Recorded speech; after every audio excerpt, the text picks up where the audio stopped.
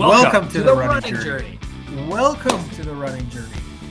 Welcome to the running journey. Welcome to the running journey. Running journey, yeah.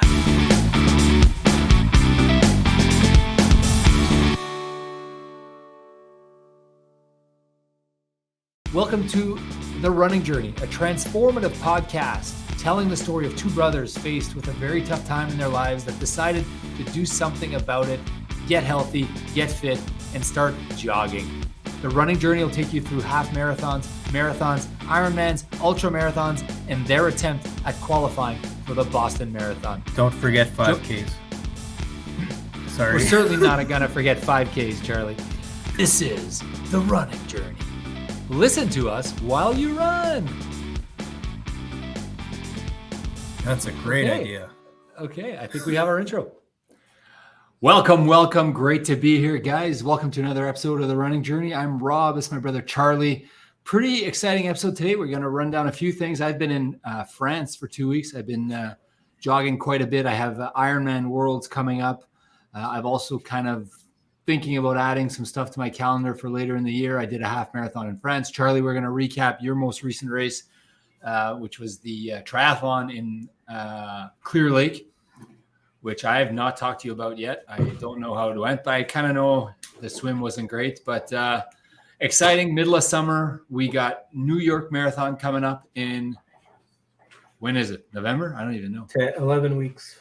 11 weeks. We got the New York Marathon, which tougher to qualify for than the Boston Marathon. For those of you that don't know, we needed to run, a 2:58 to qualify for that? Yep. 2:58 to qualify for that, and only a 3:10 to qualify for Boston, although it's really a 3:06 or whatever to qualify for. Did they announce what? Oh, no, they're not going to announce it. Or registration hasn't been right in September. Oh, so we're not even in yet. I mean, in theory, it's possible. Well, technically, yeah, we are. Yeah. Okay, yeah. Well, we are, but we aren't. Okay, and then we got Boston Marathon coming up in April. It's a busy 8 months, I guess. The next 8 months on our calendar. Let's start. Actually, can we start there real quick? Are you thinking of adding other stuff to your calendar? I asked you kind of last week, what's next on your calendar? You said the Kleefeld Honey Festival 5K. Yeah, I can't wait for the 5K. That 5K. No, I don't have any other plans. I mean, I'm thinking maybe something in February or something like in between November and April. But so Trav and I are looking at the Atlanta Marathon. Actually, it's Trav. Like I asked Trav, what's your next race? I asked him that the Monday after Lake Placid. He texted me. He's like, congrats. Oh, you did so good. Yeah. He goes, I'm pretty excited. I said, what's your next race? He goes, Lake Placid 2024. And I go, dude, that's like 364 days away. He goes, yeah, I need something else. I said, pick a race and let me know what you're going. Yeah. And he said, we should go somewhere where it's direct flight. We should go somewhere where it's a little warm, and we should go somewhere in January, February. So he picked the Atlanta Marathon. Is I think it's late Jan, early Feb. Like might be. Yeah, that Feb. Could be a good one. Yeah. So he's looking at that. I think he really wants to go. I'm looking at. You're gonna think I'm crazy, but I'm looking at a 100-miler in January in Florida. Yeah, an ultra. Oh, I told you already. Okay. Yeah. And then I think I'm gonna do a 50-miler in October at the CMV conference. There's a 50-miler like the day before. Nice. So I'm already in Salt Lake City. Be fresh for that conference. Yeah, I want to be really fresh for that conference. Quick 50-miler. Quick 50-miler the day before. So I'm presenting at that conference, but it starts on the Sunday, but I don't present till the Monday. So I can kind of just chill the Sunday and then recover. Yeah. Okay, so you did a triathlon in Clear Lake. This was the site of your first triathlon 1 year ago to the day, right? Yeah. This is kind of where you started. You decided you'd go down the path of doing an Ironman or whatever. So I didn't even. I was just injured. He wasn't even thinking of an Ironman. Okay. I was just training on my mountain bike, and you borrowed me your bike. Okay. Last year. Oh, so it wasn't. Okay, I thought it was kind of like, oh, I'm thinking of maybe doing one, so I'll try this kind of thing. No, that's not right. I swam like 8 times. Yeah, basically no training compared to like lots of training, I guess, the first time, but yeah, now way more training. So Okay, but that first time that you did it, I lent you my bike, and you had it in the back of your mind that you might do an Ironman at some point.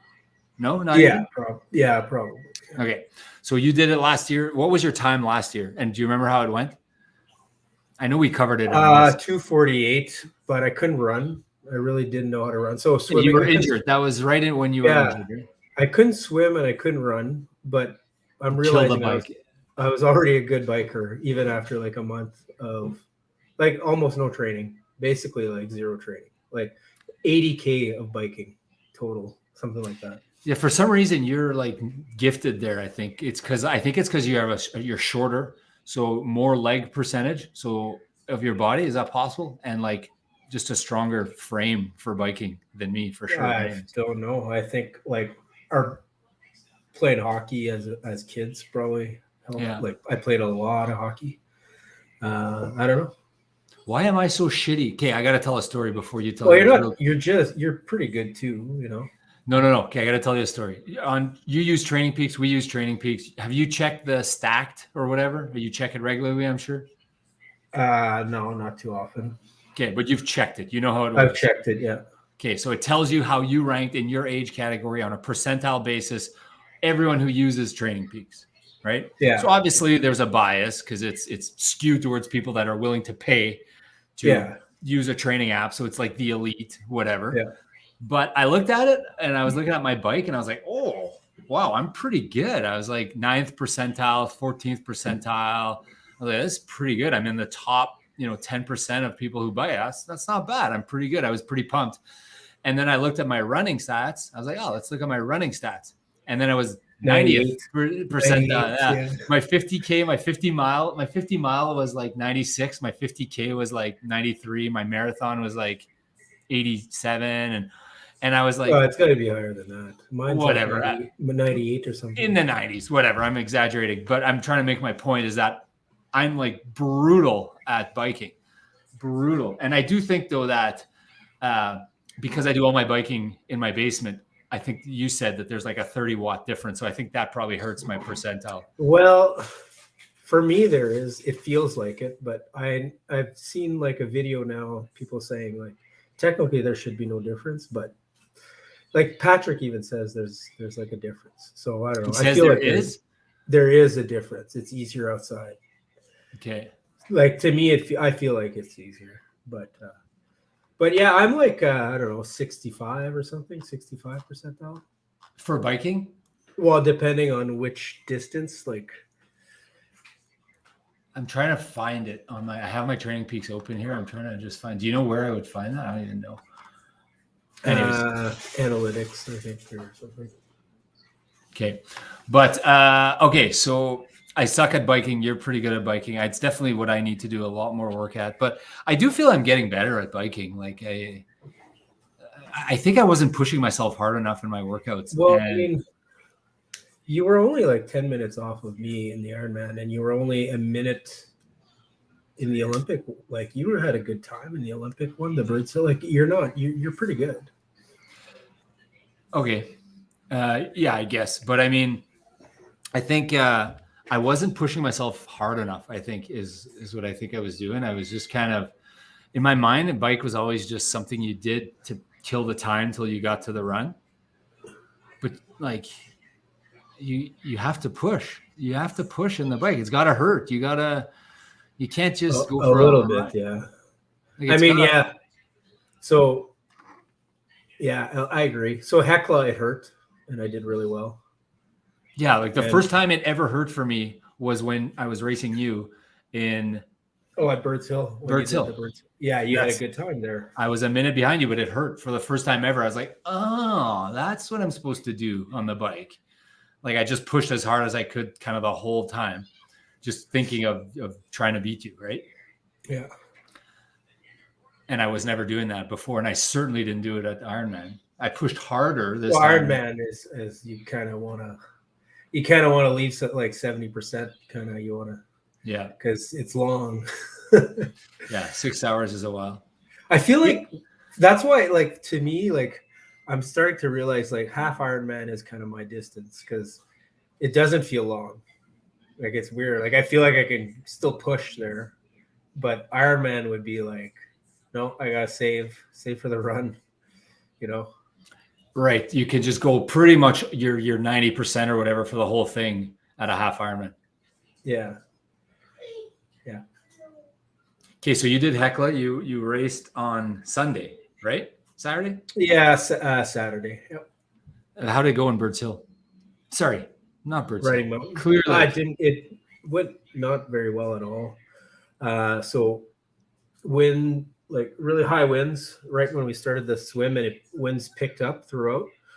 And I guess I don't know how to swim when there's waves. So the waves to me looked like they were like 1.5 feet high about. That's what it looked like to me. They probably weren't that high, but anyways, so I was having a hard time. I was getting my rhythm swimming. Like half the time I'd swallow water. Were you swimming? Was the course like out into the lake and back, or was it kind of parallel to the shore? Out. It was a bit out. So like the first 50 meters or so, there wasn't as many waves, and then it got wavier and wavier. And then, so except for maybe the first, there's 2 loops. So maybe 100 meters of each loop was like really wavy. And I kind of panicked, actually. I was like, I even thought about like, I was looking for the kayaks around. Where are the kayaks, just in case? Anyways, but because I was the second loop, like I was like, okay, I was taking breaks and I was trying to look around, and I had taken 3 breaks and I'd moved like 10 meters. I was like, I'm not moving. Like, I gotta start moving or something. And I was just, okay, well, I was just trying to calm myself down. And I was just treading water. And I was like, no, this isn't working. And I'm getting tired just from treading water. So then, whatever. I just said, okay, let's just swim. Who cares? You're in shape. And had I done that a little bit more earlier, maybe it would have been better. But yeah, I lost. It took me like 6.5 minutes more than what I had done in practice at the exact same course. Huh. 6.5 minutes on like what, 30? No, 30 so minutes? 34.5 when I had done 28 in practice. And that was like 90% effort. Oh, and you practiced it like a few days before, or you're talking like a week before? 2 weeks before. Yeah, you went out 2 weeks before to practice. Well, it's a nice spot for vacation in the summer, Clear Lake. For those of you that don't know, it's a beautiful spot. Elkhorn. Did you stay at Elkhorn 2 weeks ago? No, this time we did. No, this time. So you had gone, you'd practiced it, you did 28.5 minutes, same course? Same exact course, yeah. And you measured it kind of ahead of time. You knew where you needed to go. I knew it because I had done it last year. And they're permanent. They put the permanent buoys there. So okay. So do you think that you lost time? How much of the time lost do you think was lost because you were idle, and how much was because you were just swimming slower? Probably about half and half. Okay. Like I wasn't swimming fast either when I was swimming. So, but like, did everyone else do 2-3 minutes worse? You think? I think a lot of people didn't do as well. I think the better swimmers were able to, or the more experienced swimmers were able to probably handle it a lot better than I did. Like there's a guy I beat in Hecla. I was 30 seconds faster in the swim. In Hecla, I needed 28 minutes. So I think with more, with that experience, I think next time I get big waves like that, I'll be slightly better. It's kind of this whole thing is all about experience, right? Like I remember I told this guy said, I told Sammy to go when he did his triathlon in St. Malo there. I said, you're going to panic. He said, well, I was a lifeguard in Gold Cross and I swam my whole life and I was kind of a good swimmer in high school. And I said, okay, but just, it's going to be different. You're going to panic. And afterwards, he told me, I totally underestimated your advice. And like, you can't put into words how you feel that first minute. And you felt that, but times 10 probably, right? Yeah. Well, it's so weird because Hecla was like, I know how to swim now. Like I was so calm. I just went hard the whole way, and it was like just so smooth, and I was like in the zone, right? And then this one here, 200 meters in, and I was like, how am I going to do this? I'm like, I actually can't. I actually might have to quit. Yeah, I definitely was looking for the kayaks. Like just to pause and to hold, or to like quit? To like, okay, if I want to quit, like, where are they? If I need to quit, how it's my way to quit? Did you know ahead of time, like you know about Ironman deaths? Not to bring this up, but Claude sent an email. I'm sure you saw it. Did you know? Yeah, you know that there's like 20 people a year that die kind of in doing Ironmans. Yeah, that's why I was looking for the kayak. So like, which is kind of crazy, eh? Like, I thought about it after Claude sent it to me. I just thought, it's all old people and people who aren't ready. And then like, shit, that's a lot of people that die. Like that's almost won a race. Like they have, I mean, it's not an exactly a safe sport. Like they have 2,000 people at these races, and it's almost won a race. We'll call it one every 2 races. So like that's 1 out of 3,000-4,000, like every time you do it. Yeah. Well, I don't know if it's one every 5 races, maybe. Well, they don't have 100 Ironman races, do they?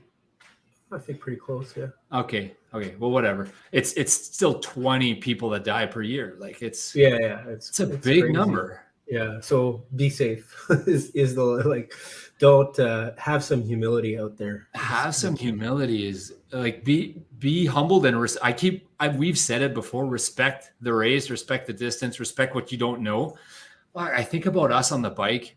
I think about me that I have shivers just thinking about it right now when I was screaming down Lake Placid and I was going like 75K and I was just like, I don't feel comfortable right now. Like I might die here. Like, and you're feeling that way. And if a car comes or what, like that, people die. People actually die.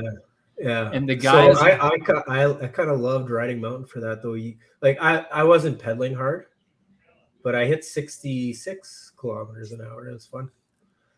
Man, and it's like people die all the time. And that night we went for dinner with a guy from Ironman. I probably told this story before, but he said, pretty shitty last week in St. George or something. He was telling me the story about a guy who like an old lady in a car just kind of went into traffic when like a cop was stopping traffic because bikes were passing, and she kind of just went into traffic and like some bikes dodged her, but one guy didn't and like just rammed into her at 50K and like I think he died or like, and he was telling that story and I was just like, oh, like that could be me. Like, anyways, I don't mean to be morbid, but like respect.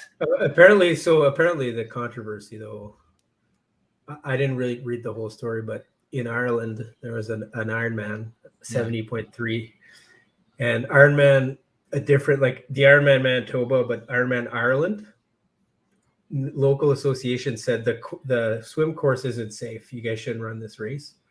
And then they ran the race anyways, and 2 people died.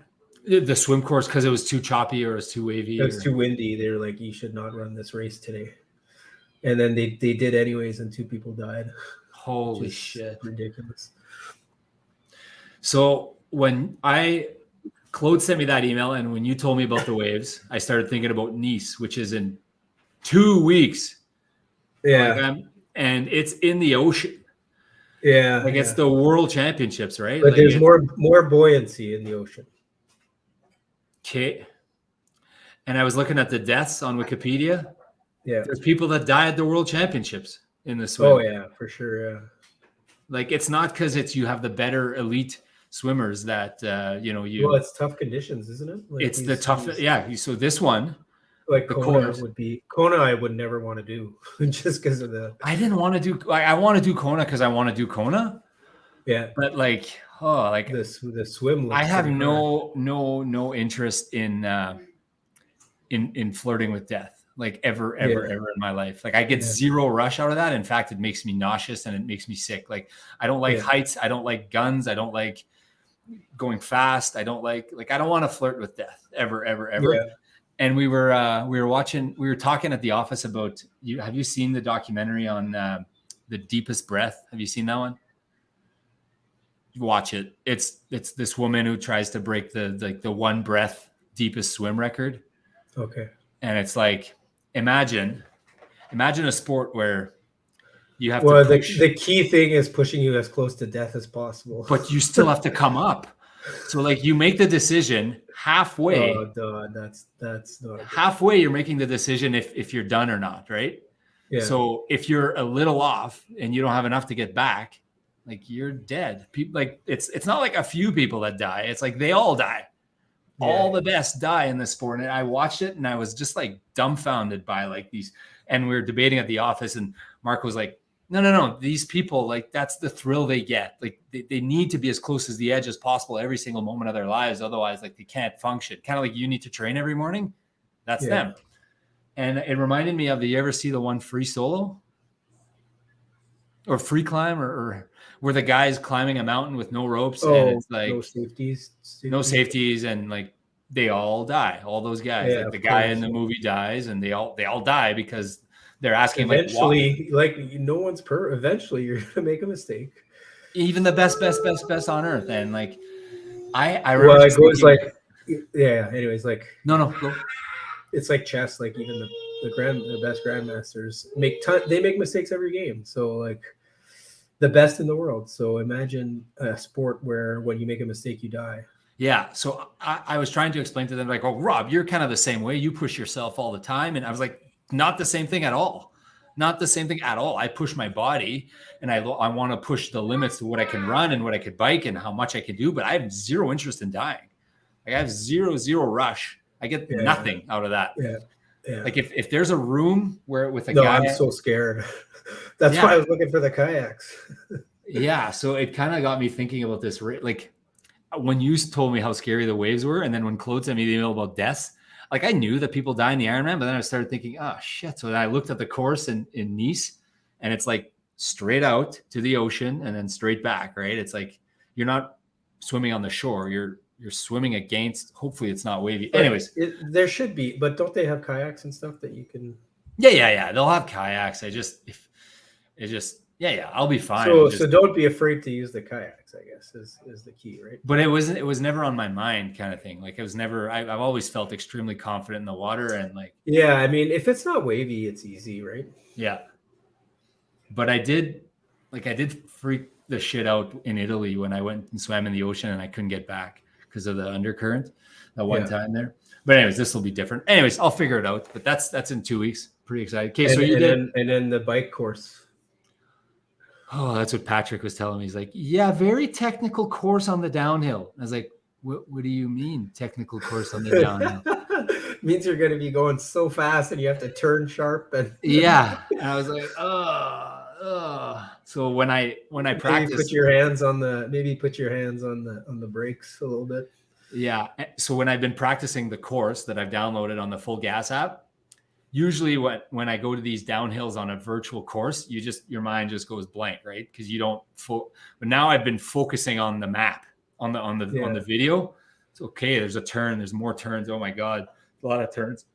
So I've been trying to mentally prepare myself that on these downhills I'm gonna have to stay sharp.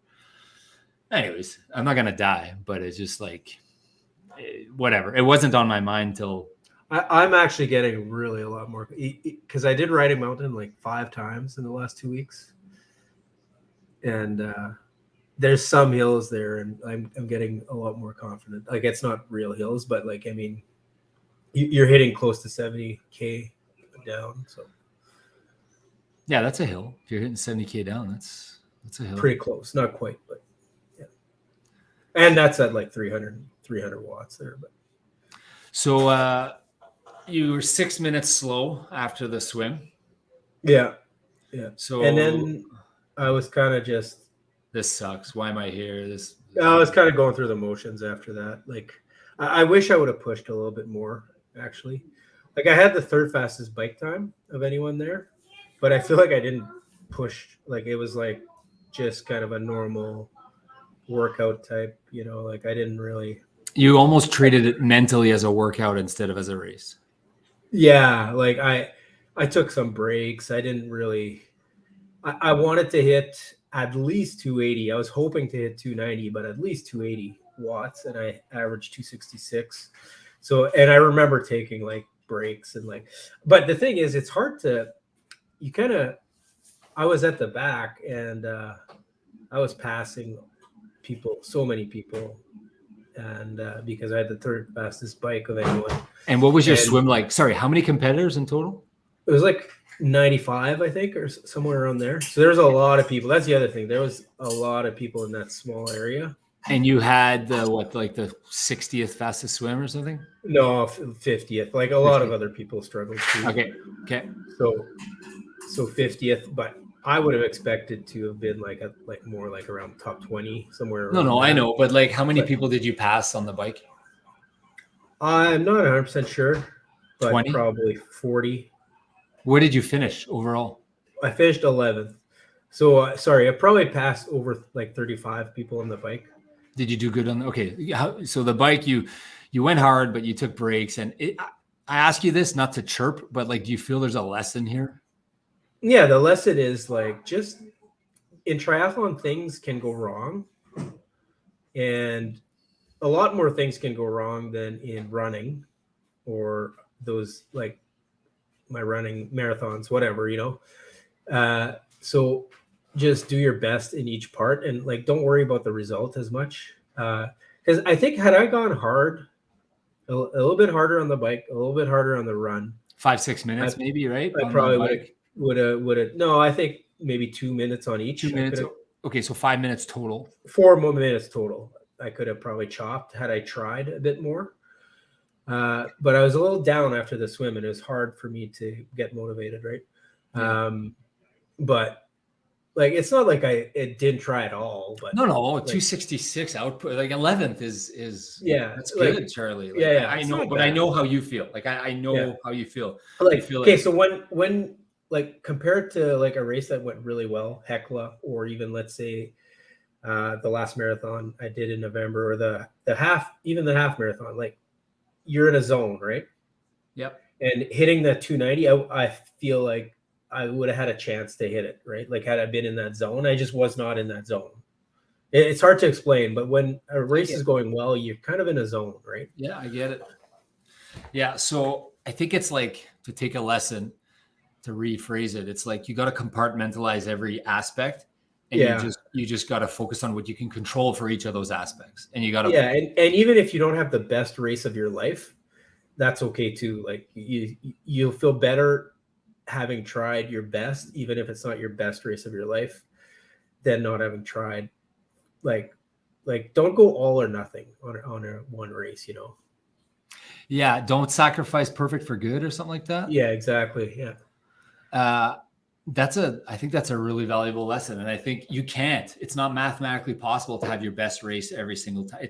I don't think you can't. There's just too many factors and variables, and something's going to happen every once in a while. And the waves, the swim, whatever, so I still think that's good. So what was your time on the run then? 44 and a half, but it's a way tougher course than either Birds Hill or St. Malo, because there's the first 2 kilometers, there's 2 really steep hills. Is it a loop or 2 loops? No, it's an out and back 5K. Like, it's 5K out and then 5K back. But so those 2 big steep hills up, you get them at the back end. You don't really get them, because what happens is there's a place on the way back where you just go down towards the shore, and it's like straight downhill for like 100 meters. Okay. And it's not the exact same way back. Yeah. So you kind of, whatever you kind of lost on those uphills, you gain it all in like 100 meters, where you can't, it's just too steep, right? Too steep. So you can't actually get it. Yeah.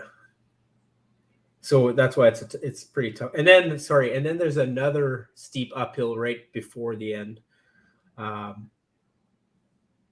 Just because that steep downhill is so steep that you now have to go back up. Right. I mean, 44, it's not a bad, like, I mean, but I feel like I'm in really good, like, I'm actually in decent shape running wise right now compared to 2 months ago. What do you think you'd do on a flat Manitoba marathon today? I think I could come close to. I don't know. I would try to do under 42, but I think that would be pretty challenging. But I think that. No, I meant like on a full marathon, or you don't mean that. You Oh, mean a like full on a marathon? I don't know. I haven't done any long runs in forever, so okay. Your I 10K think I could speed, probably do like a 325. okay, but your 10K you think kind of low 40s right now. Yeah, I think under 42. I think if everything went well. Has Patrick been giving you? Have you noticed that your workouts have started to change towards like New York and Boston now, or no? Yeah. So, but only not yet. So because I had this triathlon, Yeah. he was training me for that, and then we had a talk, and he's eventually going to switch me to more strictly running. Yeah. So you're gonna do like hills, and you're gonna do like tempos and the stuff we used to do. Well, I need long runs. I don't remember the last time. I guess I had an hour and a half run somewhere. My longest run was my half marathon in the half Ironman. I haven't done any long runs in so long. So. Okay. But that's because long runs were like tough for me for so long. It was like after about 13 miles, 12 miles, my foot would start to hurt. But I think I'm kind of over that hump now. So like I'm looking forward to these 20 milers coming up. So yeah, I did 3 25Ks in my 2 weeks in France. Just kind of went out and did 25K. It felt good. So it's kind of like the highlight of my, I think I know what I'd do if I was retired. What, run in the hills in France? Yeah, just kind of run, go to different places and run for a week straight. And so I would bike. I would do bike tours. Okay, yeah, because you could do more miles, you could see more things. I could see like different, like I could visit France in a few weeks. Or, there's all these. So there's so much cycling in France that they've got. Plus, they have bike routes, right?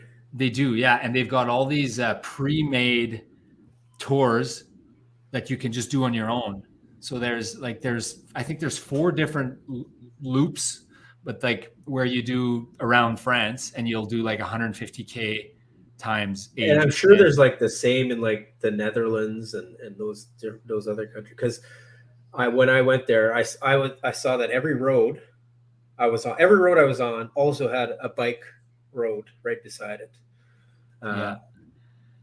And they get priority, right, over the I think. But one thing that's different is like no joggers in France. Nobody jogs because there's no obesity, and nobody needs to jog to stay in shape. I shouldn't say there's no obesity, or maybe it's just not in their culture. But they're just like, jogging? Why wouldn't you just bike? Where are you going? I'm like, I'm not going anywhere. I'm just jogging. Like I'm doing, and like I'm sure there's people that jog. I know I'm exaggerating my story, but cyclists, they cycle to get places, right? Yeah. And then the best ones cycle as an activity, right? The ones that like it, kind of like how we play hockey, because that's what we do. They all cycle. Everyone cycles. There's so many cyclists everywhere, and they're all dressed up. But when I was there, I also saw totally randomly. I go out every morning. I'd go jogging, and in Paris, my last 4 days, I went out one morning and I hear, from Canada, 3-time Canadian champion, number 13, Tyler Masalich. Oh yeah, Tyler. That's so interesting story about this guy. My wife is a teacher, and she used to work with his coach. So his coach is he a Winnipegger? Gym teacher? No, he's not from Winnipeg, but okay. He's from Brandon or something. But he's a Manitoban. He's Manitoban. Yes, he was coached by my wife's coworker. Mislachuk. At some point. Yeah. Okay. He is from Manitoba though. Okay. So my story with him is like, I see these barriers and I see I'm literally just out for a jog. I was going to there's a triathlon going on. World Championship Triathlon. It's the world. It was the test event for the Olympics. It was a test event for the Olympics. Yeah. Yeah. I had no idea. And I literally came out. It was an 8:00 start. And it was maybe 7. So like they're announcing everyone, and I couldn't get through. And I was like, what is going on? And then there's like it's a big setup. So I was like, So I stop and I watch, and then I see Tyler there from Canada, Tyler. I think he So finished 13th or something. 13th, yeah. So I go, Tyler, yeah, Canada loves you. And he's like, who's that? And I said it 3 times, and he waved, he saw me. And then like I watched so then I paused my run kind of thing. And I was like, oh, they must start at 8. So I was like, okay. Olympic probably. Olympic right? test. Oh, yeah, because it's Olympics, right? So it's the Olympic test race. And so I jogged around. How long do they take? Like an hour 45 or something? Yeah, I don't even know. No, less than 2 for sure. Hour 45. For sure. So I went around the Eiffel Tower and I came back, and I caught the tail end of the water, and they were doing the transition, and I saw them get on their bikes, and I saw them go. And I think they were doing it was a short bike course. It was like Champs-Élysées, Paris, Louvre, Eiffel Tower. I think they must have done, I don't know how many loops, because I saw them a lot during my jog. So I was just jogging next to I was trying to get back to my hotel, and I was just jogging next to the path, and I saw them the whole, the next hour. I saw them nonstop. So I crossed the race. It was in the race. It was really, really cool. But the thing that I learned about that, so that night I was like, what is going on here? And then I looked, it's the Paris test race. And I was like, tomorrow is so the first day was the women, second day was the men, and the third day was the Paralympic. So I was going back the next day. I jogged with Michelle, and same thing. Or the next day was the women. Yeah. So same thing. So we jogged, and same thing, except now it was the women. So Michelle and I jogged. We did the same path, saw them. Third day, I went out for my jog. I was like, I'll go somewhere else because I don't want to interfere with this. So I went the other side of the river, and I still could hear the announcements, right? Because it was at the same spot. And they're kept saying duathlon. Duathlon, that's my new sport. That's going to be my sport, duathlon. They canceled the swim part because I don't know if you know about the Seine River. No, the Seine River. It rained, and there's millions and billions of gallons of raw sewage that gets dumped into the river. So much so that the triathlon, they were refusing to race there. And I guess the mayor and the prime minister, they convinced the Triathlon Federation that they would figure it out. And it used to be that if you fell in the Seine River, you go to the hospital and you get all your shot because you might die. That's how bad it was. Nobody swims in the Seine River. It's extremely dangerous. And here these guys are swimming in it. And the next day they canceled the swim because it was so bad. The E. coli and the bacteria. So they did a duathlon. Oh, yeah, because a bunch of guys got sick, I think. Yeah, right? They all got sick. Well, honestly, they all got sick. Some guys got sick. Some guys were protesting. They're like, we can't swim in this. This isn't happening. And the Ironman federations were arguing. I should read more about this because I just kind of read it briefly out there. But it was, I ran through it every time I was there. And I was like, oh, this is so cool. So I didn't know Tyler was I thought he was a Manitoban, but I was like, I feel like I know that guy. So anyways, he was there, and I saw him, and they were quick. I noticed that one of the guys They go pretty fast on the bike, eh? Holy shit. It's fast. Yeah. And it's a pretty, but it's because of the wheels. It's the cheater wheels. The whatever they have, the disc wheel on the back. I got to get me one of those. Apparently, it's one guy was telling me, I don't know, this can't be true, but he's telling me 3 kilometers an hour difference. Okay, I got to buy those. I was like, well, that's 3 kilometer an hour difference. Yeah, but I can't 10%. Wow, can't be that much.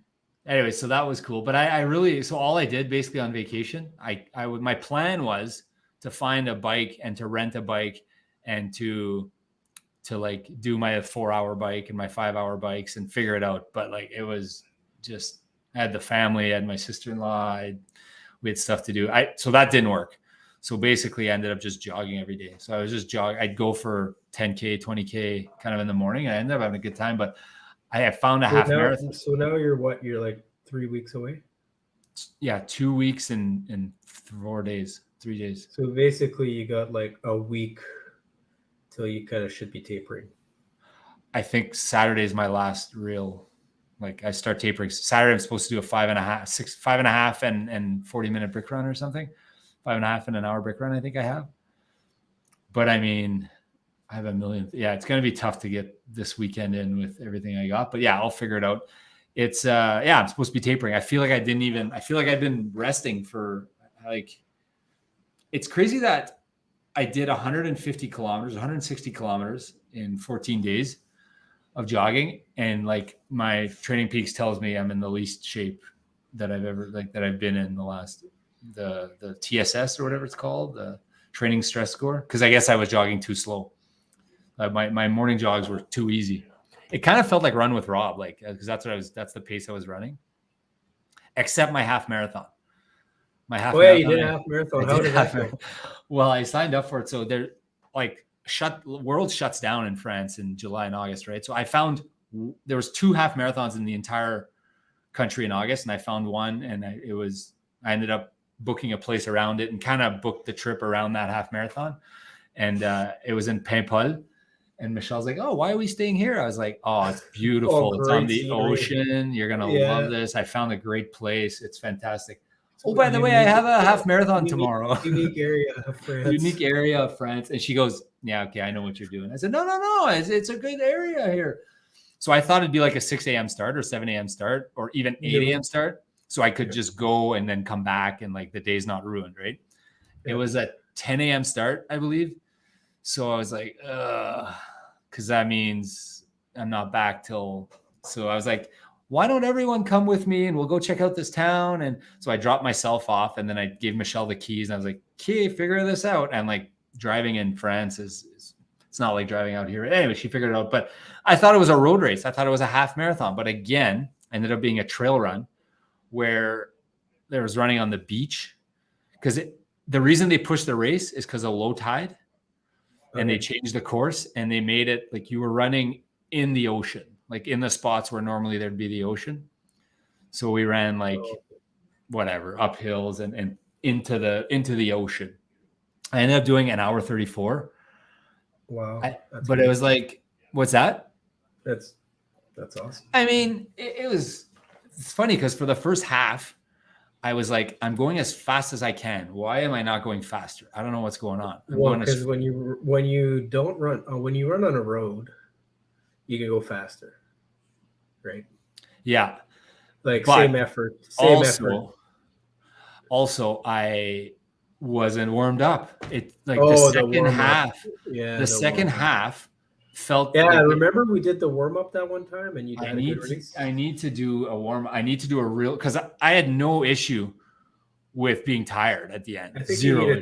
You need a 2-mile warm up at least, or a 3-mile warm up, maybe even. Like if it's just a half marathon. Yeah. Like a marathon, maybe not. But even you need to get up to race pace and do like 5 minutes at that pace.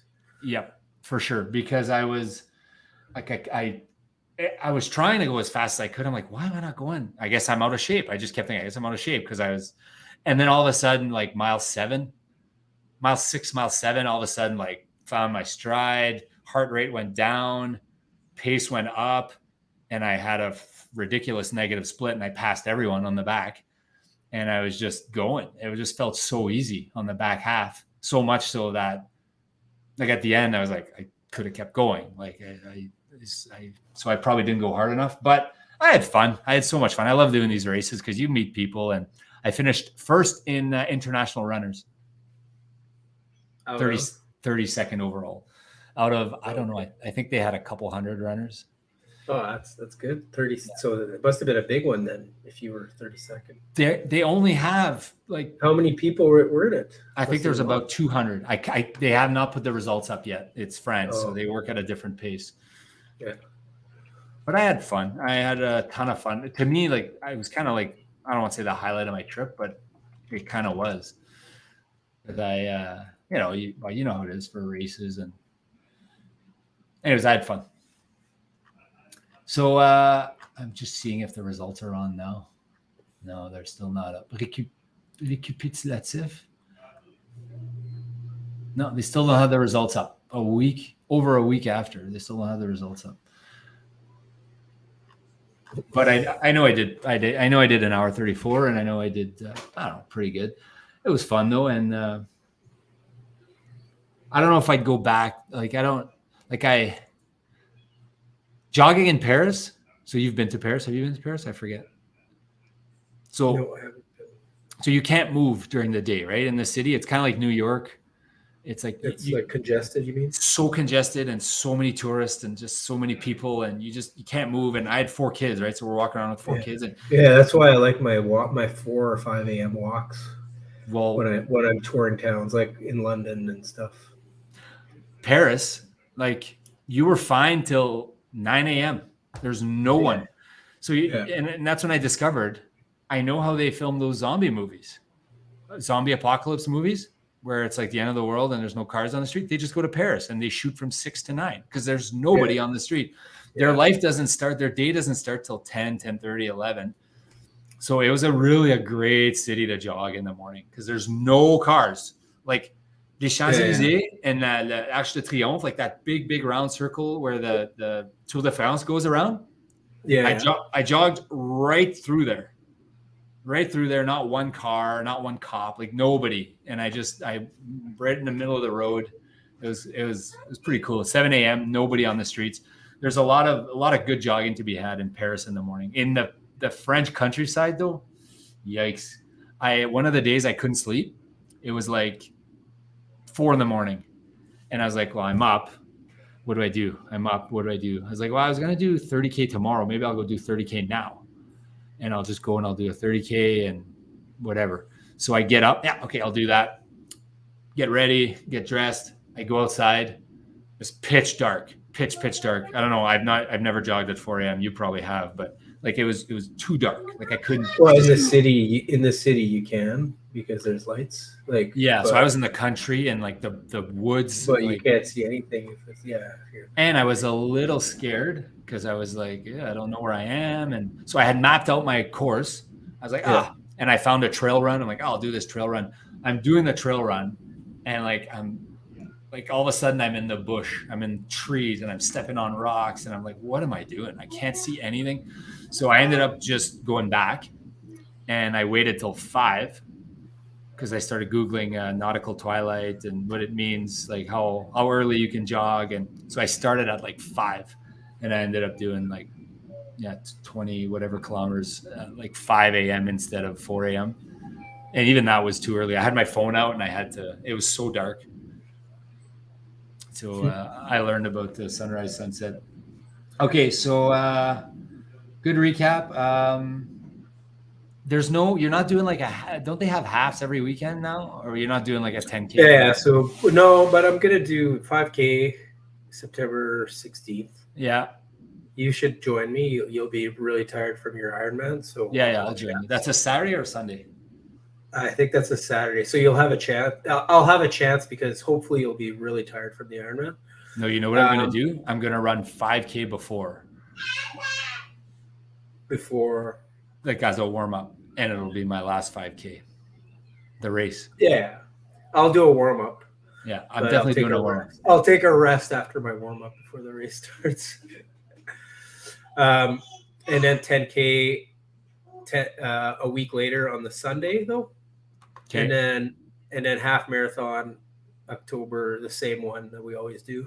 Yeah, always do. We've done it once. I've done it once. That I always do, I guess. I've done it a few times anyways. The Winnipeg Police Fire or whatever? Yeah, the Winnipeg. It's a really nice course. Yeah, that's the big one, right? That's the big half. Yeah. That's the one where I had a really good race. Yeah, you did a 129. Well, I did also a 129. Still my PB in a half marathon. Yeah, so you will probably crush your PB this year if you do it, because I feel like you're in so much better shape. I don't know, man. I had a hard time getting going. I guess it was a trail. I guess I have to. Big difference between trail and road. Like you'll be trained by then. Like right now you're really just like, you've just really been training your endurance, right? You haven't really. Yeah. Patrick will give you some speed workouts. Oh my God. I did a workout yesterday. Yeah. It was uphill, like it was hills and intervals. Like, yeah. So I put the treadmill I had to put the treadmill at 12.0 with an 8% incline for 30 seconds. Yeah. So I'd never done that. That's the highest my treadmill goes. And I think it's the highest slope my treadmill goes. So max my treadmill. And I had a hard time doing 30 seconds, like at that pace. Yeah. So I'm doing like 200 meters, once a week. So I've got 4 by 200 meters, and then 4 by 1200 meters in the same workout. So, but back to back. So I get like my legs get tired from the 200-meter sprints. Yeah. And then I do the 4 by 1200s. And then, but I'm actually decent. Like I'm not as fast as you are, but do you use a track for that? Yeah, I go to the track because it's the only way. I did try to do it once without the track, and it's so hard to run consistently. Like, yeah. So if you have a track, it's to that pole or it's to that, like it's just. Well, if it says go hard for 5 minutes, right? Then, yeah, you can go, but then you're like sidewalks, traffic, all that stuff. Like it could interfere with the workout, right? Well, if you do it on a track, then it's consistent. Yeah. You know exactly how far you have to go, so it's easier to push yourself a little bit. So I did that workout yesterday. First time I did anything kind of different in a long time. Felt good. And then this morning I had the low cadence, the Wednesday low cadence. I'm still doing those. Oh my God, those are tough.